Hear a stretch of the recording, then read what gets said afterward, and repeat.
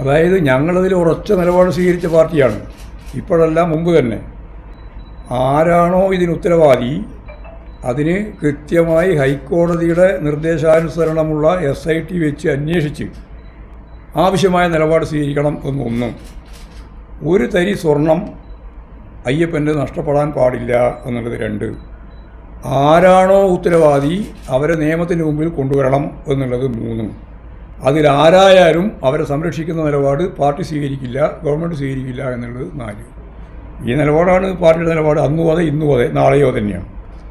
പിന്നെ ഇങ്ങനെ പറഞ്ഞുകൊണ്ടിരിക്കുന്നവർക്ക് പറഞ്ഞുകൊണ്ടിരിക്കാനുള്ള ഒരു സാധ്യത മാത്രമാണ്. അങ്ങനെ ഏറ്റവും വലിയ സ്വർണ്ണ കൊള്ള നടന്നത് എപ്പോഴാണെന്ന് നിങ്ങൾക്കറിയോ?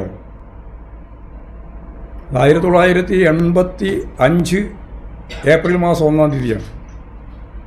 വിലമതിക്കാനാവാതെ ഗുരുവായൂരിൻ്റെ, അറിയാലോ, ഞാൻ പ്രത്യേകിച്ച് പറയണോ, തിരുവാഭരണം നഷ്ടപ്പെട്ടു. വിലമതിക്കാനാവാതെ ഏറ്റവും പ്രധാനപ്പെട്ട സ്വർണ്ണമായിരുന്നു അത്. അതിനാണ് തിരുവാഭരണം എന്ന് പറയുക. ആ തിരുവാഭരണം ഗുരുവായൂരപ്പൻ്റെ പോയിട്ട് കിട്ടിയില്ല. എന്നിട്ട് 2 ആളെ പേരിൽ കേസെടുത്തു. കാക്കാട് ദാമോദരൻ നമ്പൂരി, മകൻ ദേവദാസ് നമ്പൂരി. ഒരു ഏഷ്യാനെറ്റാണ് അവർ ഒരു ഘട്ടം കഴിഞ്ഞപ്പോൾ 1993 ഇതിനെല്ലാം പരിശോധിച്ചിട്ട് ഇതെല്ലാം കളവായിരുന്നു, ഈ അന്വേഷണം ശരിയായിരുന്നില്ല, ഈ പിടിച്ച ആളല്ല യഥാർത്ഥത്തിൽ സംഭവം നടത്തിയത് എന്ന കാര്യം പുറത്തുകൊണ്ട് വന്നു.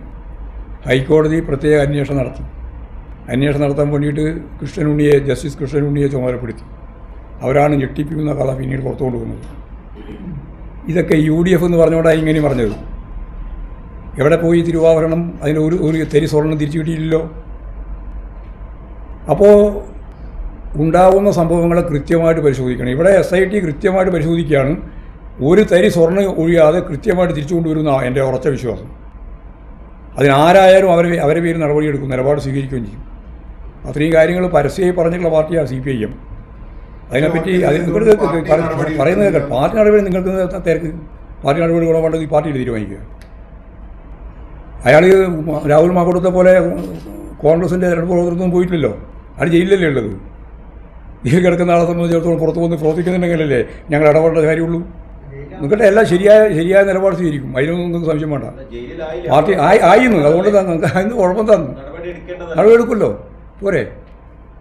ആവശ്യമായ എന്താ സംശയം? ആവശ്യമായ നടപടി സ്വീകരിക്കും. നിങ്ങൾക്ക് അതിൽ വെപ്രാളൊന്നുമില്ലല്ലോ. ഒരായുധമില്ല. UDF ആയുധം പറയാൻ വേണ്ടിയില്ല. ഇതുപോലെ ഒരു 9.5 കൊല്ലം ഭരണം നടത്തിയിട്ടുള്ളൊരു ഗവൺമെൻറ്റിൻ്റെ 9.5 കൊല്ലം കഴിഞ്ഞപ്പോഴാണല്ലോ ഈ തെരഞ്ഞെടുപ്പ് നടക്കുന്നത്. ഈ തെരഞ്ഞെടുപ്പിൽ ഞങ്ങളെ പ്രതിക്കൂട്ടിലാക്കാൻ ഇടതുപക്ഷ ജനാധിപത്യ മുന്നണിയെയോ ഗവൺമെൻറ്റിനെയോ പ്രതിക്കൂട്ടാനാക്കാൻ ഒരായുധവുമില്ലാതെ സ്വന്തം പ്രതിക്കൂട്ടിലായി ഇതുപോലൊരു പ്രതിപക്ഷം ഈ ഭൂമുഖത്ത് വേറെ എവിടെയെങ്കിലുണ്ടോ? അല്ല, ഇത് കേൾക്ക്, ഞാൻ ഈ പറഞ്ഞത് ഇതുപോലെ ഉണ്ടോന്ന് എവിടെയെങ്കിലും ഉണ്ടോ? കേട്ടില്ലല്ലോ. അത് മതി, ഇനി ചോദിച്ചോ.